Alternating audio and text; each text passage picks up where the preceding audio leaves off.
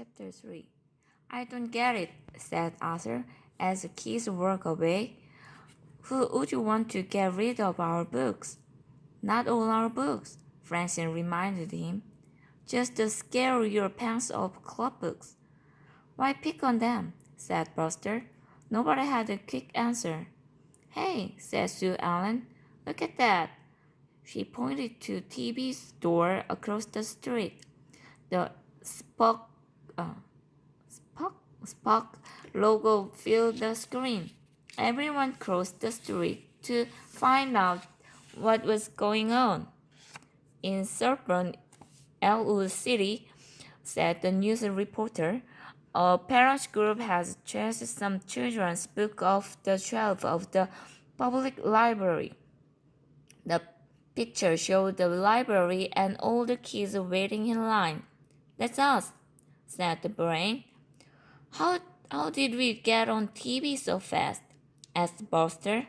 I imagine, said the brain, that they used the satellite's downspeed to get these pictures back to the studio.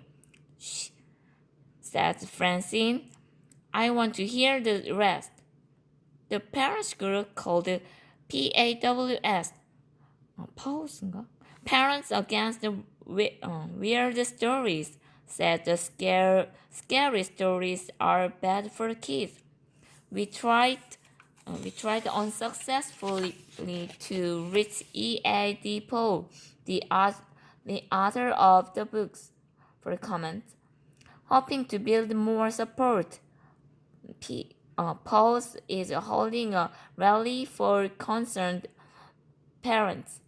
They will meet on library steps on 1 o'clock tomorrow afternoon. The news moved on to other stories. Red alert, Buster shouted.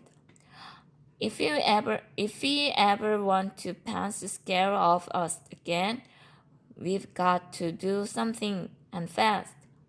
But what? Asked Francine. The brain scratched his head. Generally speaking, he said, minors have limited access to legal recourse or arbitration, which means, said Arthur, that there isn't much we can do. He looked around at his friends. But I'm not willing to give up yet. We've never given up before. Sure we have, said Buster. Lots of times, said Francine. We're good at giving up, said Sue Ellen. Not when it's important, said Arthur. Remember the time you helped clean out my garage so I could go with you to see Galaxy Avengers? Arthur remembered it well.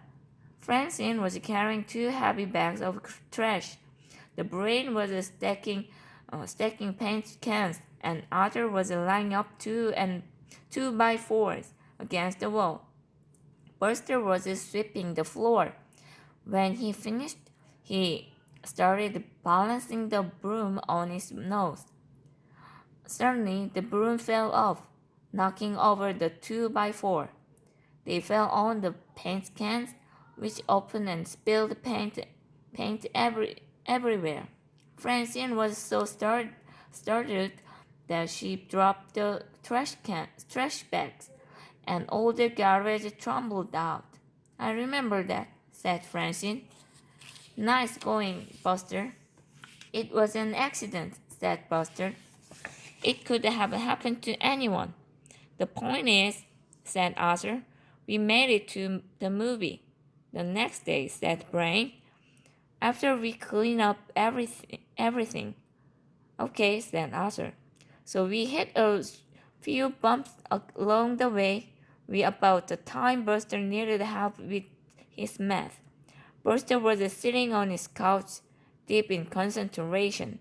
His homework and math book were spread out around him. Come on, Buster, said Arthur. You can get this. He and Francine were wearing the numbers 7 and 3 on their chest. Paul was standing between them with an axe, the multiplication symbol dropped over him. The brain had an equal sign taping, uh, taped to his forehead. Think quickly, said the brain. My forehead is beginning to itch.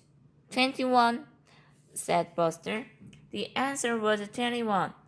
I still remember it. See, said Arthur. I've forgotten about teaching Buster to multiply, said Francine. If we can do that, maybe we can do this too. I know, said Buster. Let's go on strike. No more homework till you get our books back, Arthur sighed. The brain folded his arms. Francine rolled her eyes. All right, said Buster. It was worth a try. But but who has a better idea? Nobody did, not yet anyway.